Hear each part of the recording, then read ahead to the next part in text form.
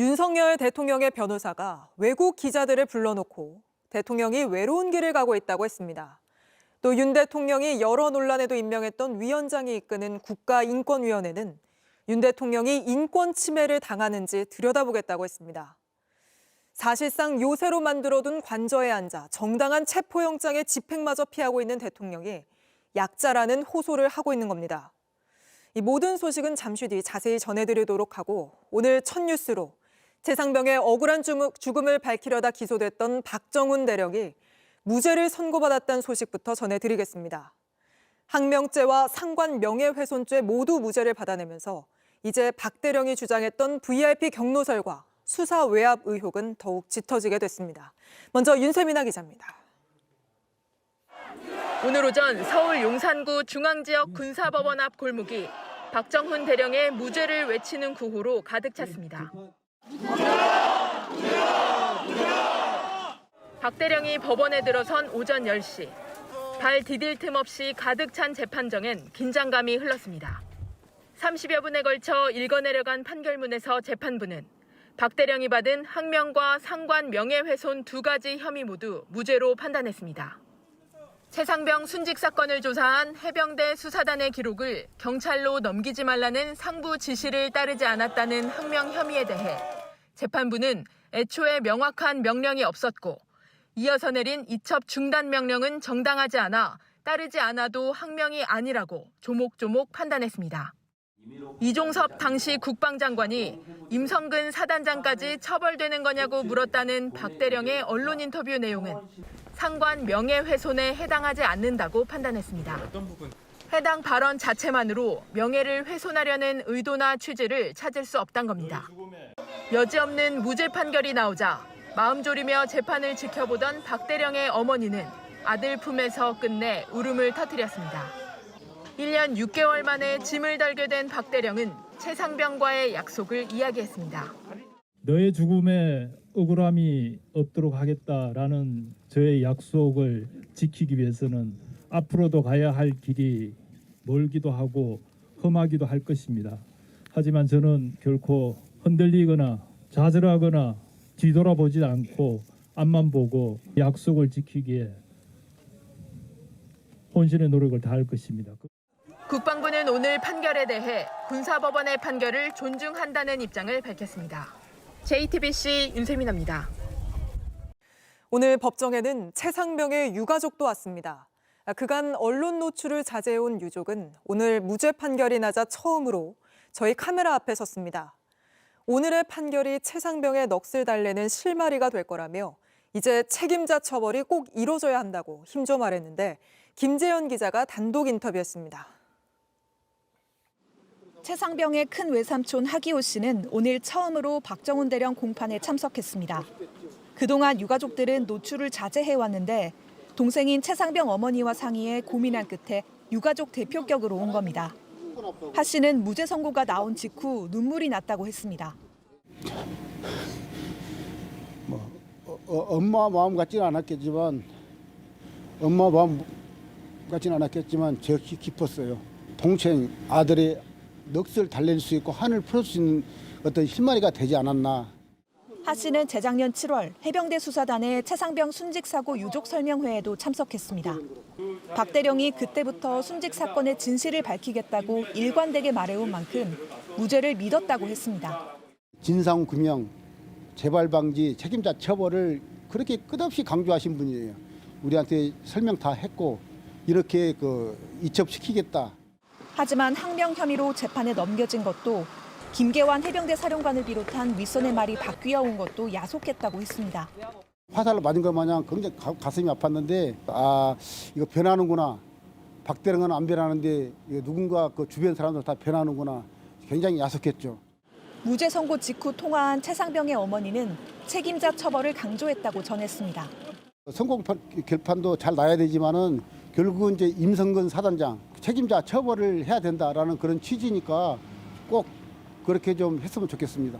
수사 외압이 어디서부터 시작됐는지 관련된 윗선이 어디까지인지 진실이 밝혀져야 한다고도 했습니다. 하 씨는 박 대령의 어머니에게 감사 인사를 전했고 박 대령 어머니도 최상병의 명예를 회복해 주려고 일어난 일이라며 이제 최상병이 편하게 쉬었으면 좋겠다고 말했습니다. JTBC 김재현입니다. 네, 지금부터는 나라를 지키기 위해서 의무 복무 중인 육군 55경비단 병사들이 어떤 식으로 부당하게 인간 방패로 동원됐는지 저희가 취재한 내용 하나씩 전해드리겠습니다. 55경비단은 당시 까만 옷, 흑복이라고 부르는 겨울 복장 차림이었는데 소속과 신분을 감추기 위해서 패치도 모두 떼고 허리띠도 매지 않은 상태였습니다. 대통령 지키기에 일반 병사들까지 동원됐다는 걸 숨기려 했던 걸로 보입니다. 먼저 오원석 기자입니다. 차벽을 뚫고 진입하려는 공조수사본부 체포조를 새까만 옷을 입은 경호 인력들이 막아섭니다. 이들이 입고 있는 새까만 옷은 55경비단 겨울 복장인 이른바 흑복입니다. JTBC 취재진이 인터뷰한 55경비단 전역자는 이들 복장이 평소와 달랐다고 지적합니다. 거기에 이름표 말고도 원래 패치를 붙여야 되는 게 많아요. 근데 그거를 다 뺐더라고요, 보니까. 패치를 붙일 수 있는 찍찍이가 군데군데 보이지만 아무것도 붙어 있지 않습니다. 양쪽 어깨에 검은색 태극기와 흰색 호랑이 부대 상징을 붙여야 하는데 없습니다. 오른쪽 가슴 이름표와 가운데 계급장도 뗐습니다. 왼쪽 가슴에 붙이는 대통령 경호처 패치와 금속 흉장도 모두 뗀 차림이었습니다. 7가지 부착물을 전부 떼도록 한 겁니다. 경호처라고 쓰인 허리띠도 빼도록 했습니다. 무전기라던가 아니면은 뭐 진압봉이라던가 그런 거를 원래는 다 착용을 하고 나오는데 그거를 빼고 나왔더라고요. 이를 본 55경비단 전역자들은 최소한의 장비도 없이 인간 방패로 동원한 것 같다고 했습니다. 이처럼 모든 상징물을 떼도록 한 건 소속과 신분을 숨기려 한 정황입니다. 실제로 대통령 경호처는 대치가 격화될 것에 대비해 경호처 직원들로 교체하고 55경비단 병사들은 후방에 배치했다고 주장했습니다. 상징물을 모두 떼어낸 상태로 병사들을 최전방 인간 방패로 동원해놓고 경호처 직원들이 앞에 서고 병사들은 멀찌감치 후방에 있는 것처럼 거짓말을 한 겁니다. JTBC 오원석입니다. 이 때문에 55경비단의 아들을 맡긴 한 어머니는 걱정되고 화가 나서 요즘 잠을 이루지 못한다고 저희 JTBC에 밝혔습니다. 이 어머니는 나라를 지키러 간 우리 아들이 왜 인간 방패로 동원돼야 하냐며 울분을 토했습니다. 실제 수방사인 이런 부모들의 항의 전화가 빗발쳤습니다. 심가은 기자입니다. 공수처와 경찰을 경호처가 막아선 지난 3일 아침 55경비단에서 근무하는 아들을 둔 어머니는 비현실적인 상황에 너무나 놀랐습니다. 하루 종일 연락도 닿지 않아 마음 졸이며 뉴스로만 지켜봐야 했습니다. 아이하고는 아침부터는 뭐 연락이 닿지 않았고요. 소식통이 TV밖에 없잖아요. 정말 가슴 졸이면서 봤죠. 나라를 지키려 군에 간 아들이 내란 피의자의 인간 방패가 돼 있는 상황을 도저히 납득할 수가 없었습니다. 총알바지죠 그게. 내가 어떻게 키운 아들인데 거기를 총알바지로 그렇게 쓰고 있냐고요. 진짜 말도 안 되게. 생떼 같은 아들이 혹여 다치기라도 할까. 어머니는 앉을 수도 누울 수도 없었습니다. 다른 것보다는 다칠까봐 이제 그게 가장 큰 걱정이었고 화도 많이 났죠. 왜 일반 사병을 거기 무슨 방패막이처럼 너무 어이가 없고 황당하고. 경호처의 행태는 용서할 수 없었고 국방부도 내 아들과 그 동료의 고통을 외면하는 것 같아 고통스럽고 화가 났습니다. 왜 아이가 거기서 그런 고민을 해야 되며 우리 아이가 무슨 잘못을 했는데요. 왜 이런 사단을 만들어 놓냐고요 아이들한테. 실제로 이날 수도방위 사령부에는 입대한 자식을 걱정하는 부모들의 민원이 쇄도했습니다. 하지만 빗발치던 전화 소리를 듣지 못한 듯 경호처는 재집행을 대비해 또다시 벽을 두껍게 쌓고 있습니다. 나라를 믿고 아들을 보낸 부모는 당장이라도 한남동에 달려가고 싶은 심정입니다. 진짜 데려올 수 있으면 저 당장 거기가 진짜 끈질거려서 데려오고 싶습니다. 너무 화나고 손발이 부들부들 떨려요 진짜 저는. JTBC 심가은입니다. 명태균 씨의 이른바 황금폰을 포렌식한 자료를 이제 절반 정도 확인한 검찰은 이미 명 씨와 윤석열 대통령 부부의 대화 내용을 상당수 확보한 걸로 확인됐습니다.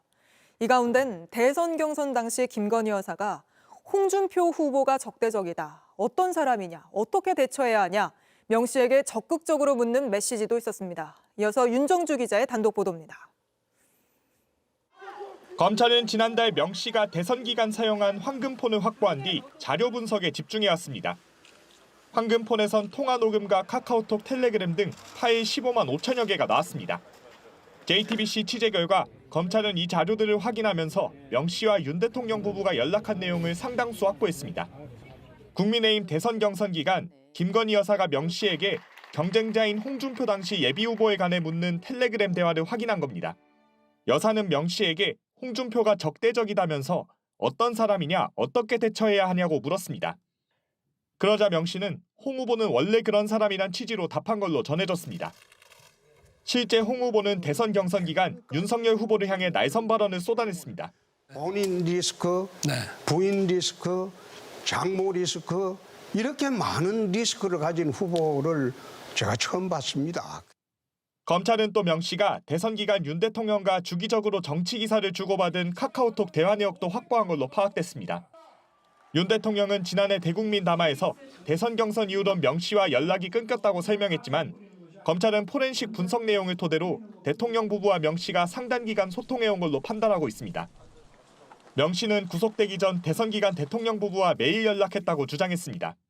아침에는 전화 오고 점심 때 오후 이런 데 문자 받고. 아직 확인해야 할 포렌식 자료가 절반 정도 남은 만큼 더 많은 대화 내용이 공개될 거란 전망이 나옵니다. JTBC 윤정주입니다. JTBC 뉴스를 시청해 주셔서 고맙습니다. 저희는 저녁 6시 30분 뉴스룸에서 뵙겠습니다.